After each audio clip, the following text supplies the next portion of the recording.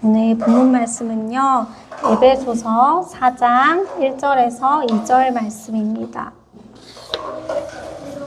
에베소서 4장 1절에서 2절 말씀입니다.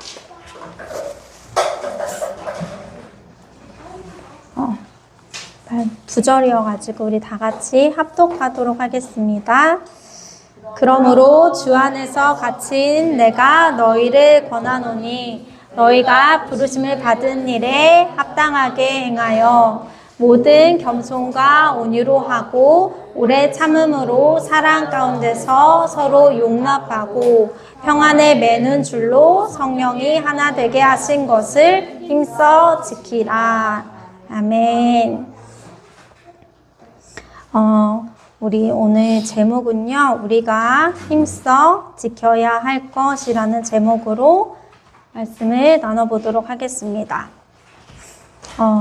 여러분 인생을 살아가면서 힘써 지키고 있는 것이 있습니까? 나는 이것을 정말 힘써 지킵니다 라고 이야기하실 수 있는 게 있으신가요? 내가 힘써 지키고 있는 거. 뭐가 있을까요? 어떤 분들은 건강이 중요해서 좋은 음식을 먹는 거, 운동을 해서 건강한 몸을 유지하는 거를 힘써 지키는 사람들이 있습니다. 또 뭐가 있을까요? 여러분 힘써 지키고 있는 거. 나는 나의 쉼이 중요하다. 네, 그쵸? 내가 쉬는 시간이 있어야 충전을 할 수 있기 때문에 나는 나의 쉼을 중요하게 여긴다. 이런 분도 계시죠? 직장 생활하면서 자녀 양육을 하며 또 우리의 삶을 살아가며 관계를 하다 보면요. 이렇게 각자의 취향과 의견, 삶을 지탱해가는 원칙이 다름을 보게 됩니다. 똑같은 뱃속에서 나온 쌍둥이인데도 성격과 취향이 다를 수 있죠. 오늘 마침 태연이가 안 왔네요. 태연이 도연이를 보면 또 알 수 있죠. 그리고 저희 새 아이들을 보면 저는 좀 이런 거 많이 느끼는 것 같아요. 제 뱃속에서 나왔는데 셋이 참 하나같이 다르다는 걸 느낍니다. 왜 그럴까요? 하나님께서 주신 각자의 고유한 모습이 있고 살아가며 우리가 경험한 것 그리고 각자가 소중하고 가치 있다고 여기는 것들이 다르기 때문입니다. 때로는 이렇게 다른 사람들을 이해하고 싶어서 우리는 잘 알고 있는 MBTI, 그렇죠? MBTI로 사람들의 성향을 분류하기도 합니다. MBTI 말고도 많은 그런 분류 방법이 있죠. 그래서 제가 한번 가져와 봤어요. 네, 이렇게 MBTI로 사람을 조금 분류해가면서 어려운 인간관계를 조금은 쉽게 풀어가보자. 또는 나도 잘 모르겠는 나 자신을 알아가기 위해서 MBTI뿐만 아니라 다양한 검사들이 많이 나오는 것 같습니다. 어떤 사람은 외향적이고 또 어떤 사람은 내향적입니다. 이런 기질을 바탕으로 내가 살아가면서 지키고 있는 삶의 원칙들이 나타나기도 합니다. 근데 이 기준들은 절대적인 것은 아니죠. 그래서 한동안은 MBTI가 정말 막 되게 대두되는 때가 있었는데 또 요즘은 많이 식은 것 같아요. 그쵸? 또 이런 기준 말고도 또 이런 기준이 있습니다. 신은 없다라는 생각을 가지고 인생을 살아가는 사람들도 있습니다. 반대로 신은 있다라고 생각하는 사람도 있습니다. 우리처럼 하나님이 유일한 하나님이시다라고 믿고 살아가는 사람도 있습니다. 그런데 또 이와 반대로 이 세상에는 다양한 신들이 있다. 다신론을 믿는 힌두교 이런 사람들이 있죠. 한 가지 예로 미국의 쌍둥이 빌딩에 비행기가 지나갔을 때 우리 어땠어요? 충격이었죠. 세계에 많은 사람들이 충격이어서 울고 트라우마가 남을 정도로 그런 일이었었는데 9.11 테러 때 이슬람인들은요 환호를 했다고 합니다. 네, 그렇게 미국을 적대시하는 그들에게는 9.11 테러가 아니라 그들에게는 승리였기 때문에 이슬람인들은 그때 환호를 했다고 제가 책에서 본 적이 있어요. 근데 저는 그런 생각을 못 해봤는데 아, 그럴 수도 있겠구나 라는 생각이 들더라고요. 이렇게 가치관, 우리가 힘써 지켜야 할 기준이 다르면 같은 상황에서도 다른 행동과 결과를 가져오게 됩니다. 제가 이 이야기를 왜 하냐면요. 오늘 이 자리에 앉아 말씀을 듣고 있는 우리들은 어떤 기준을 힘써 지키며 살아가야 할지 말씀을 통해서 한번 생각해 보고 싶어서입니다. 왜 이 기준과 힘써 지키는 것이 중요할까요? 왜냐하면 기준에 따라서 우리가 힘써 지켜야 할 것들이 달라지고요. 우리가 힘써 지키는 것이 무엇인지에 따라서 우리의 삶이 달라지기 때문입니다. 나는 어떤 기준을 힘써 지키며 살아가는지 말씀을 들으면서 점검해 보시기 바랍니다. 오늘 본문 말씀 에베소서는요, 사도 바울이 옥중에 있을 때 에베소 교회 성도들에게 쓴 서신서인데요. 에베소서 말씀에서는 우리가 무엇을 힘써 지키며 살아가야 되는지 말해주고 있습니다. 그런데 이것을 이야기하기 전에 에베소서 1장에서 3장까지는요, 그리스도의 구원 사역을 통해 성도들이 갖게 된 지위에 대해서 이야기를 합니다. 에베소서 1장 7절 말씀을 같이 읽어보면 우리는 이 아들 안에서 하나님의 풍성한 은혜를 따라 그의 피로 구속, 곧 죄 용서를 받게 되었습니다. 사도 바울이요 이렇게 얘기하는 거예요. 죄인으로 죽을 수밖에 없는 우리가 예수 그리스도를 통해서 은혜에 의해 믿음으로 말미암아 구원을 받게 되었습니다. 이게 핵심이죠. 이것이 우리가 예수님을 통해 갖게 된 지위라고 사도 바울은 이야기합니다.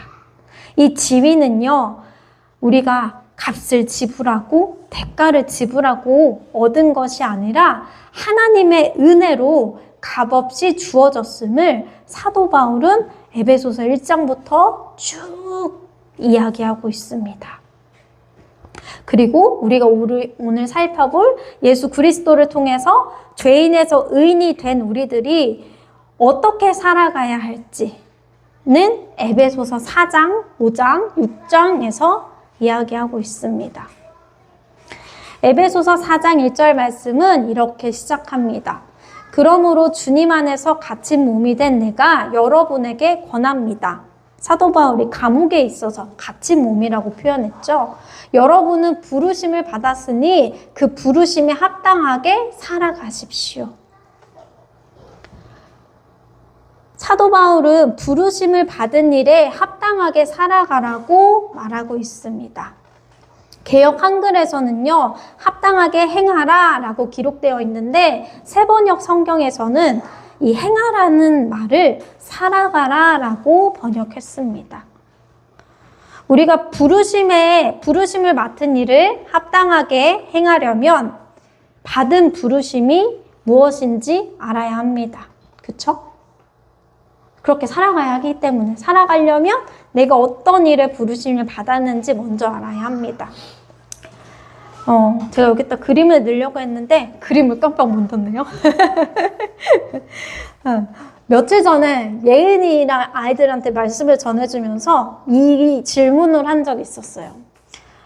너희들은 왜 공부를 열심히 해야 하는지 아니? 라고 물어봤어요. 말씀도 가르치고 해야 할 일들을 이제 같이 하거든요. 그렇게 물어보니까 예은이가 당당하게 뭐라고 얘기하냐면요. 그게 하나님께서 우리에게 주신 일이니까요. 이렇게 얘기하는 거예요. 그래서 제가 맞는 말인데 너무 이렇게 바로 대답할 줄을 몰라가지고 순간 당황해서 너 어떻게 알았어? 이렇게 물어봤어요. 되게 기특하더라고요. 너무 명확하게 알고 있었어요. 아이들은 공부를 하고 학업을 해서 하나님께 영광을 돌리는 것이 이들의 부르심입니다. 그쵸? 그러면 어른인 우리들은 어떻습니까? 하나님께서 맡겨주신 각자의 자리에서 우리의 일을 충성되게 감당하고 그 삶을 통해서 하나님께 영광 올려드리는 것이 우리가 받은 부르심입니다. 나의 부르심, 삶의 목적은 무엇인가? 삶을 통해 하나님께 영광 올려드리는 것이었죠. 그래서 이 세상에서 부르심을 받지 않는 사람은 단 한 명도 존재하지 않습니다. 왜냐하면 하나님께서 한 사람 한 사람의 목적이 있게 만드시고 부르셨기 때문입니다. 각자의 다양한 부르심이 다 있겠지만 우리에게는 공통적인 부르심이 있습니다. 바로 하나님 자녀로서의 부르심입니다. 하나님은 한 사람 한 사람에게 각자의 달란트대로 다양하게 그 능력을 주시고 부르셨지만 제일 먼저 첫 번째는요, 하나님의 자녀라는 부르심이 첫 번째 부르심입니다. 우리 주일 말씀에서도 목사님이 이 부분을 이야기하셨죠. 아직 나의 부르심이 무엇인지 잘 모르겠다고 생각하시는 분들이 계실지도 몰라요. 부르심은, 더 구체적인 부르심은 우리가 살아가면서 또 하나님께서 주시는 것 같아요. 처음부터 다 받고 출발하는 경우는 극히 드문 것 같아요. 그런데 나의 부르심이 무엇인지 정말 알고 싶고 그게 없어서 내 삶이 흔들린다면 여러분, 이제부터는 나는 하나님의 자녀로서의 부르심을 받은 사람이다라는 그 생각을 꼭 기억하며 살아가시기 바랍니다. 이렇게 커서 안 보이네.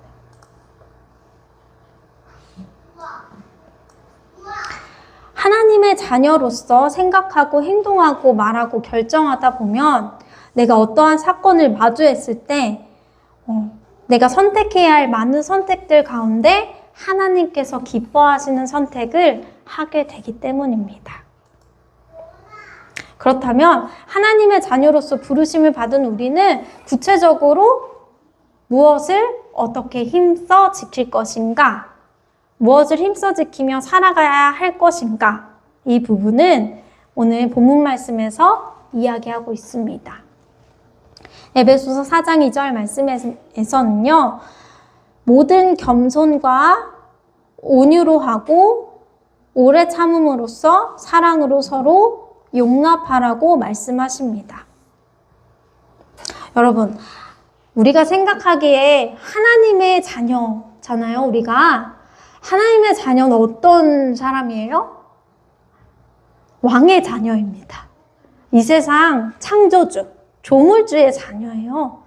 그러면 우리 마음대로 좀 부릴 수 있지 않을까요? 대접받는 것이 좀 하나님의 자녀의 삶이라고 생각되지 않나요?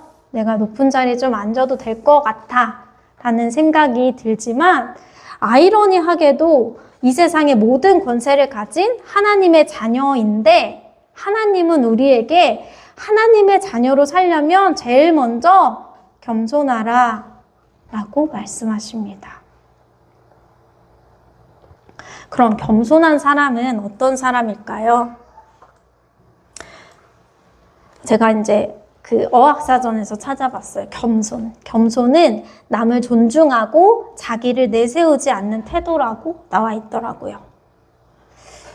근데 이건 한번 좀 비교해 봐야 될 것 같아요. 내가 잘못하지도 않았는데 무조건 고개를 숙이고 양보하고 미안하다고 하는 것이 겸손일까요? 이건 겸손은 아니에요. 나와 의견이 달라도 자기를 내세우지 않으며 다른 사람을 존중할 수 있는 자세. 때에 따라서는 화내지 않고 바르게 가르쳐 줄 수 있는 자세가 바로 겸손입니다. 잘못한 것을 지적하지 않고 상대방으로 하여금 일깨워 줄 수 있도록 하는 것이 겸손의 능력입니다. 이 겸손의 능력을 가장 많이 성경에서 보여준 인물이 누구예요? 예수님. 맞아요. 예수님이에요. 예수님이 어떻게 하셨는지 한번 살펴볼까요?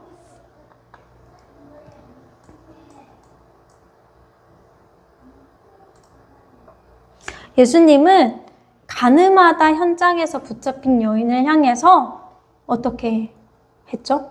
많은 사람들은 손가락질하고 돌로 쳐서 죽이려고 했어요. 그런데 예수님은 너희 중에 죄 없는 자가 이 여인을 돌로 치라 라고 말씀하셨습니다. 가늠한 여인을 향해 손가락질하는 사람들은 자신들의 죄를 보지 못했습니다. 하지만 예수님은 그 손가락질하는 사람들을 지적하진 않으셨어요. 대신 말 한마디로 그들이 자신들의 죄를 돌아볼 수 있도록 이끄셨습니다.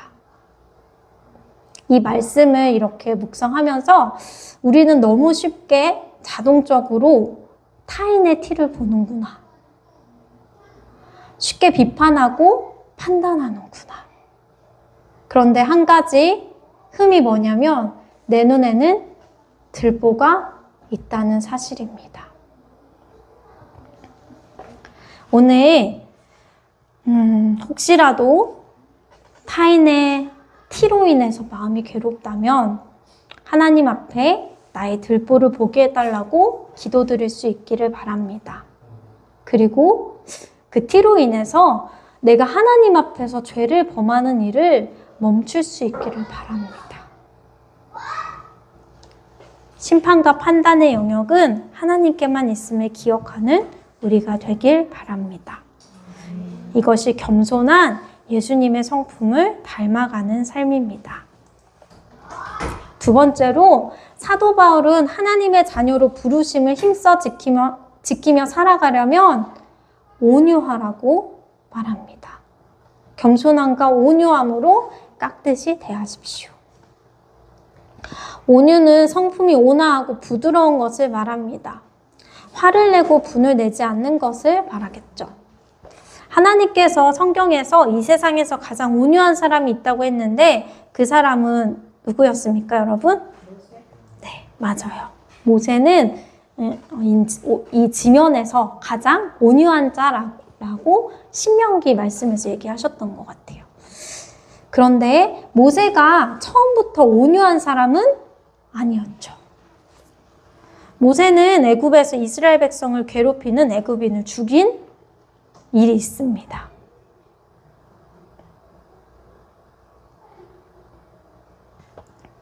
온유한 사람이 사람을 죽일 수 있을까요? 아니에요. 온유한 성품이 아니었던 모세가 어떻게 하나님께 이 세상에서 가장 온유한 자라는 인정을 받을 수 있었을까요? 그것은 모세가 하나님 앞에서 훈련받았기 때문입니다. 모세가 대단해서가 아니라 하나님 앞에서 온유해지는 훈련을 받은 것입니다. 광야에서 모세는 40년 동안 훈련받았어요. 이 애굽 사람을 죽였을 때가 40년이었고 다시 이스라엘 백성을 이끌고 와라 하고 명령을 받았을 때가 제가 알기로는 80세거든요. 40년 동안 하나님께서 모세를 광야 가운데서 훈련시키십니다. 80세가 됐을 때 이스라엘 백성을 애굽에서 이끌게 하십니다. 근데 이걸로 모세의 온유함의 훈련? 모세의 훈련이 끝났을까요? 아니에요. 모세가 120살까지 살았는데 모세는 이 나머지 또 80부터 120살을 광야에서 또 지냈어요. 누구와 함께요? 하나님을 향해 늘 불평불만하는 이스라엘 백성과 함께 그곳에서 함께 있었습니다. 여러분 모세의 입장 한번 생각해 보세요. 온유한 게 쉬웠을까요? 아무리 훈련을 받았어도 모세가 온유함을 드러내는 지도자가 되는 건 쉽지 않은 일이었을 것입니다. 그런데 하나님께 모세는 인정받았습니다. 불평불만하는 이스라엘 백성들의 요구를 들어주며 하나님 앞에서 또 그들을 불쌍히 여겨달라고 기도하며 그들의 죄를 용서해달라고 간구하면서 모세는 다듬어졌습니다. 모세가 온유해질 수밖에 없는 환경에서 살아서가 전혀 아니었어요. 오히려 온유할 수 없는 환경에서 모세는 온유함으로 하나님 앞에서 훈련받았기 때문에 온유하다는 사람으로 인정받을 수 있었습니다. 그리고요, 저는 어떻게 보면 모세가 좀 불쌍하다고 생각이 들거든요. 그 딱 한 번의 잘못으로 못 들어가잖아요. 가나안 땅 앞에서 죽잖아요. 그걸 바라보면서 꼭 이렇게 하셨어야 할까? 전 좀 너무하다 하나님 이런 생각이 들거든요. 그때. 근데 또 하나님의 뜻이 거기 있으니까 모세는 어떻게 합니까? 순종해요. 토달지 않았어요. 모세는. 저는 이것도 온유함이라고 생각해요. 하나님, 제가 이제까지 제 인생 중에 80년을 광야에서 돌면서 이제야 가나안 땅을 앞두고 있는데 저한테 여기서 죽으라니요. 그냥 한 발자국 들어가서 가나안 땅에서 저 죽게 해주세요 라고 할 수 있지 않았을까요? 근데 모세는요, 그렇게 얘기하지 않아요. 저는 이게 모세의 굉장한 순종이고 온유함이라고 생각을 해요. 따지지 않는 거. 저는 그렇게 못했을 것 같습니다. 여러분, 모세를 보면서 혹시 내가 온유하지 못해 마음이 힘들 때가 있다면 이렇게 생각해 보세요. 지금 내가 온유해져가는 과정 가운데 훈련받고 있구나. 모세가 하나님 앞에서 훈련받았듯이 나도 지금 온유해지는 예수님의 성품을 닮아가는 훈련을 하고 있구나 하고 감사했으면 좋겠습니다. 그리고 기대했으면 좋겠어요. 왜냐하면 반드시 하나님께서는 나를 이렇게 온유한 성품으로 다듬어 가시고 또 하나님께서 함께 하실 거라는 것, 책임지실 거라는 것을 우리가 신뢰하기 때문입니다. 지금 나를 힘들게 하는 그 사람을 향해서 하나님께서 역전의 드라마를 쓰실 수도 있으세요. 도통 이해가지 않는 그 상황 가운데 내가 참고 인내할 때 하나님께서 하나님의 방법으로 모든 것을 풀어가는 때가 반드시 오게 됩니다. 에베소서 6장 12절 말씀에는요, 우리의 싸움은 혈과 육을 상대하는 것이 아니요 통치자들과 권세자들과 이 어두움의 세상 주관자들과 하늘에 있는 악의 영들을 상대함이라 라고 기록되어 있습니다. 우리가 싸우는 것은 혈과 육을 상대하는 것이 아닙니다. 우리는 이 말씀을 많이 들어서 알고 있어요. 그런데 내 주위에 있는 사람이 나를 발끈하게 하는 버튼을 누르면 이 말씀이 전혀 기억이 나지 않죠, 여러분. 보이는 사람을 상대하는 것이 아닌데 우리는 보이는 사람을 향해 눈을 치켜뜹니다. 가시를 올리죠. 그런데 우리가 상대하는 것은 통치자들과 권세자들과 이 어두움의 세상 주관자들과 하늘에 있는 악의 영들을 상대한다는 것을 우리는 기억해야 합니다. 그래서 나를 온유하게 하지 못하는 상황과 사람들, 그러한 일들이 발생할 때 우리는 보이는 것에 반응하기보다 보이지 않는 하나님께 기도하며 하나님의 자녀로 합당하게 살아가는 것, 합당하게 행동하는 것이 무엇인지 하나님께 구해야 합니다. 하나님, 제가 이 순간 너무 화가 나는데 주님 어떻게 해야 될까요? 어떻게 해야 내가 하나님의 자녀로서 합당하게 살아가는 건가요? 이렇게 구하고요. 하나님께서 우리에게 하나님의 전신갑주를 취하라고 말씀하십니다. 왜냐하면 우리의 싸움은 혈과 육의 싸움이 아니기 때문입니다. 그러므로 하나님의 전신갑주를 취하라. 이는 악한 날에 너희가 능히 대적하고 모든 일을 행한 후에 서기 위함이라. 사단은 우리가 넘어지고 실패하고 죄짓기를 정말 학수고대하죠. 그리고 치밀하게 계획합니다. 뱀과 같이 지혜롭습니다. 그쵸? 근데 하나님께서는 우리가 넘어지지 않고 서라고 말씀하십니다. 너희가 서기 위해서 영적으로 바라보고 하나님의 전신갑주를 취하라고 말씀하십니다. 지난주에 우리가 반석 위에 집을 지어야 한다고 했죠.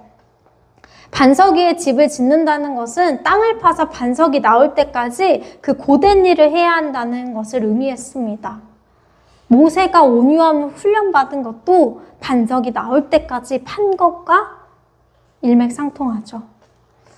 반석이 나올 때까지라는 것은요, 우리가 머리로 알고 있는 그 아는 것에 그치지 않는 것을 의미합니다.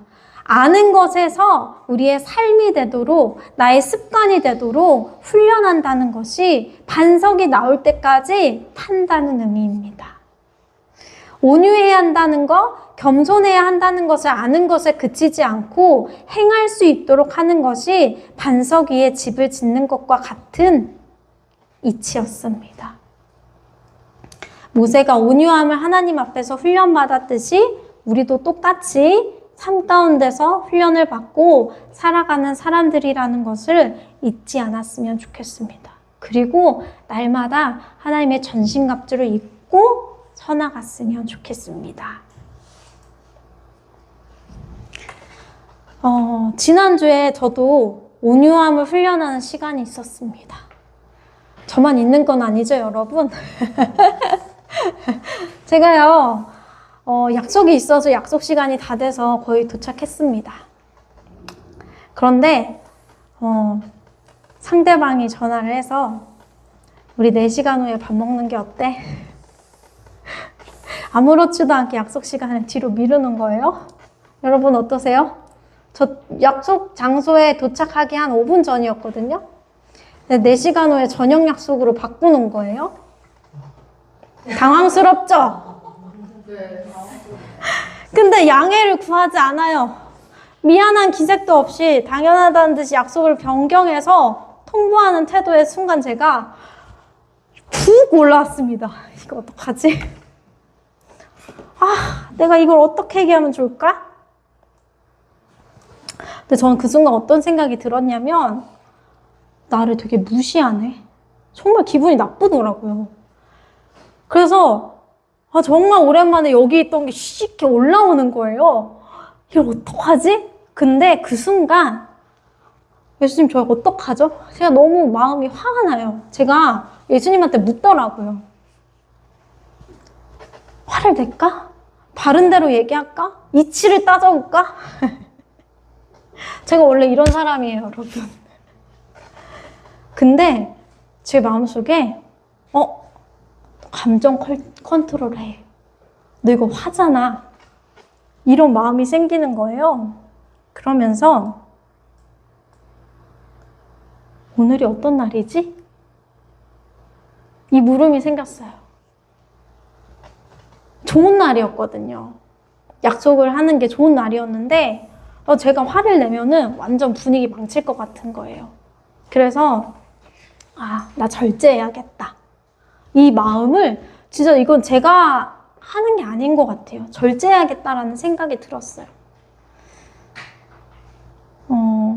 그래서 결국은 약속을 변경하지 않고 점심에 만나서 밥을 먹었습니다.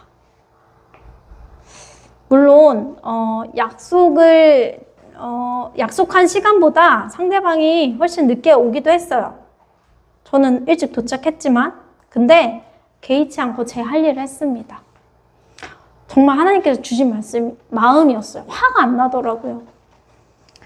나중에 그렇게 한 거 좀 당황스러웠어. 다음엔 그렇게 안 해줬으면 좋겠어 라고 이야기를 해야지. 혹시 그런 상황이 됐을 때 먼저 어떻겠냐고 의사를 물어봤으면 참 좋겠어라고 꼭 얘기해야지라고 제가 마음을 먹고 있어요.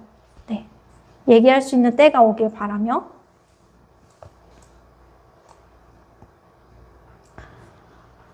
저는 그 약속한 당사자한테는 화를 내지 않았어요. 일체의 화를 내지 않고 티도 내지 않았지만 남편한테는 좀 짜증냈습니다. 옆에 있어서. 이러면 안 되는 거 아니야? 근데 제가 생각했을 때 예전보다 많이 좋아졌다. 저는 이렇게 평가합니다. 남편한테도 그런 티를 내지 않으면 더 좋을 텐데 그건 제가 조금 더 다듬어줘야 될 부분인 것 같아요.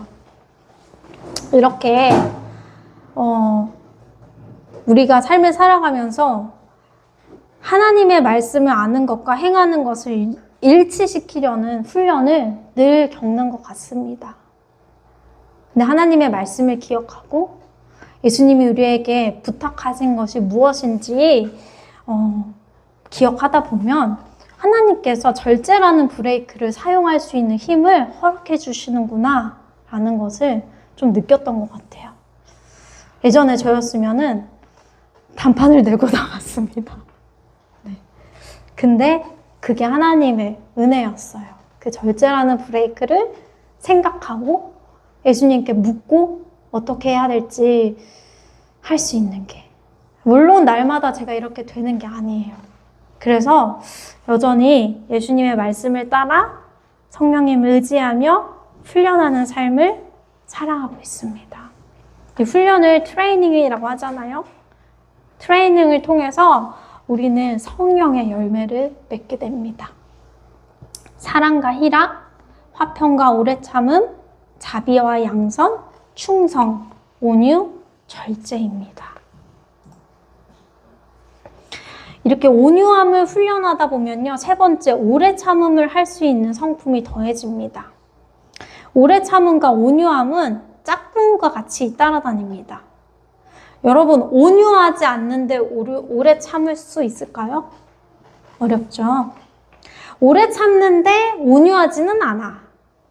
그거는 제가 봤을 때는 오래 참는 건 아니라고 생각이 들어요. 그건 그냥 억제하는 거죠. 억압하고 꾹 누르는 겁니다. 이런 사람은요, 언젠가 꾹 참았다는 것이 터지는 날이 반드시 옵니다. 왜 이렇게 할까요? 제가 그렇게 살았기 때문입니다. 오래 참는 줄 알았는데 오래 참는 게 아니라 그냥 꾹꾹 눌러 담고 있어요. 그래서 이게 시한폭탄처럼 언제 터질지 모르는 그런 폭탄이 되어서 한 번에 터지는 날이 오더라고요. 그래서 우리는 단순히 억압하고 회피하며 참는 것이 아니라 예수님의 마음을 배우며 정서적으로 건강하게 오래 참고 이해하며 살아갈 수 있는 예수님의 성품을 훈련해야 합니다. 그래서 우리가 정서적으로 건강한 영성을 금요일날 하고 있죠. 네. 이 과정을 통해서 우리가 건강하게 오래 참고 온유하고 사랑할 수 있는 예수님의 사람들이 되기를 소망합니다. 에베소서 4장 2절에서 마지막으로 하나님의 부르심을 입은 자들은 사랑 안에서 서로 용납하라고 합니다. 이것이 힘써 지켜야 할 모습입니다. 용납은요, 너그러운 마음으로 남의 말이나 행동을 받아들이라는 뜻입니다. 내가 상대방의 죄를 보고 밉거나 마음에 안 들거나 힘들다면 우리는 그걸 용납할 수 없습니다.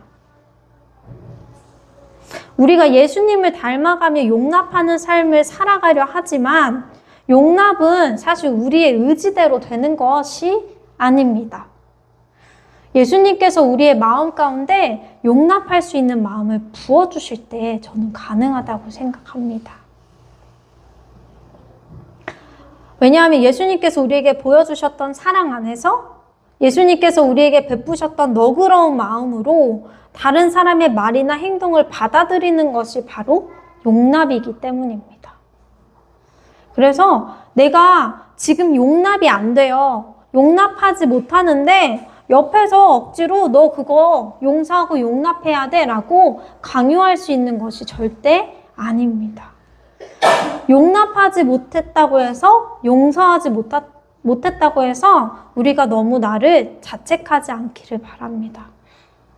그러면 어떻게 해야 할까요? 아직 내가 누군가를 용서하고 용납할 수 없다면 기다리면 좋겠습니다. 네. 억지로 되는 것이 아니기 때문입니다. 그 기다림의 시간도 때로는 필요하다는 것을 우리가 편하게 인정했으면 좋겠습니다. 모세가 광야에서 40년, 출애굽해서 40년을 훈련받았잖아요. 그쵸? 온유함을 훈련받았지만 용서하고 용납하는 것을 우리가 40년 동안 훈련받았을 수도 있는 거예요. 그쵸? 그러면 용서해, 용납해, 이거를 우리가 강요할 수 없다는 것입니다.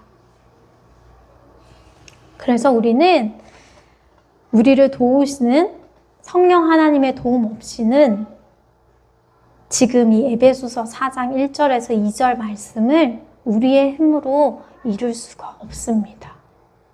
사랑과 오래 참음, 온유와 화평, 용서와 용납을 이룰 수 있는 사람이 우리는 근본적으로 아니기 때문입니다. 우리가 먼저 이것을 하나님 앞에 인정해야 돼요. 부끄러운 것이 아니라 하나님, 제가 연약한 사람 맞아요. 그리고 내 앞에 있는 이 사람도 하나님 앞에서 똑같이 연약한 사람이고 죄인이라는 것을 인정할 때 미워하는 마음, 힘들어하는 마음, 용서할 수 없는 마음이 조금은 하나님 앞에서 녹아지는 것 같습니다. 바울은 에베소서 4장 3절 말씀에서 마지막으로 성령이 여러분을 평화의 띠로 묶어서 평안에 매는 줄로 성령이 하나 되게 하신 것을 힘써 지키라 라고 이야기합니다. 우리를 평화의 띠로 묶어주시는 분은, 하나 되게 해주시는 분은 성령 하나님이십니다.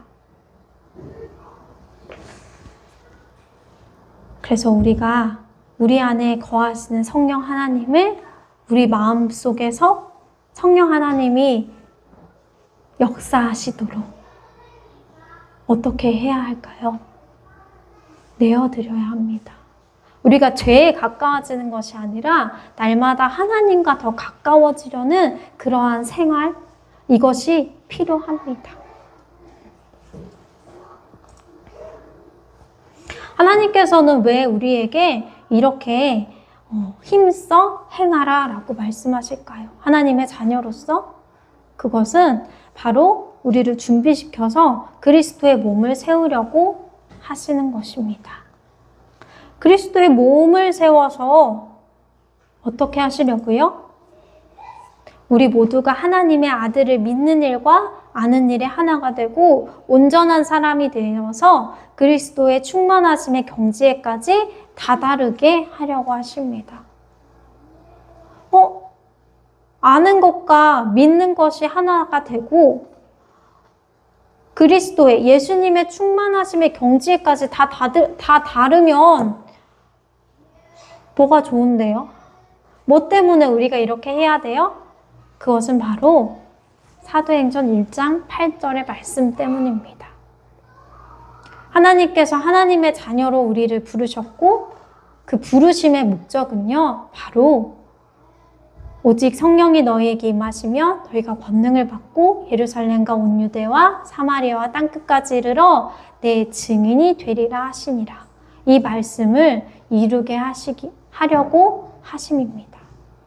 예수님의 증인이 되는 삶을 살아가기 위해서 우리가 이렇게 하나님의 말씀에 힘써 행하는 삶을 살아가야 되는 것입니다.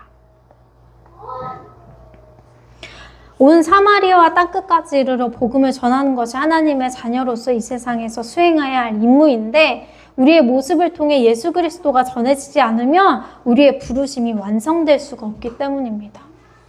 여러분, 가까운 가족이 믿지 않아요. 근데 예수님을 전하려고 해보세요. 그럼 뭐가 걸려요? 나의 삶이 걸려요. 제일 먼저. 너 이렇게 하잖아. 그쵸? 복음을 전하기 위해서는 우리의 삶이 예수님 닮은 삶이 되어야 되고 말씀을 따라가는 삶이 되어야 하기 때문입니다. 결국은 우리가 복음을 전도하는 그 예수님의 증인이 되는 하나님의 말씀을 이루게 하시려고 하나님께서 우리에게 힘써 살아가라고 말씀하십니다. 요즘 사람들은 어떻게 살아가요? 허망한 생각으로 살아갑니다. 자기 속에 있는 무지와 자기들의 마음의 완고함 때문에 지각이 어두워진다라고 말씀합니다. 하나님의 생명에서 떠나 있고요. 수치스러움을 모릅니다. 또 자신들의 몸을 방탕에 내맡긴다고 사도 바울은 이야기합니다. 사람들은 탐욕을 부리고 모든 더러운 일들을 한다고 말씀에 기록되어 있습니다. 이렇게 살아가는 사람들이 너무나 많습니다. 그리고 때로는 우리도 이러한 모습으로 삶을 살아가기도 합니다. 그래서 사도 바울은 이렇게 이야기합니다. 너희는 유혹의 욕심을 따라 썩어져가는 구습을 따르는 옛사람을 벗어버리고 오직 너희의 심령이 새롭게 되어 하나님을 따라 의와 진리의 거룩함으로 지으심을 받은 새 사람을 입으라 라고 말씀하십니다.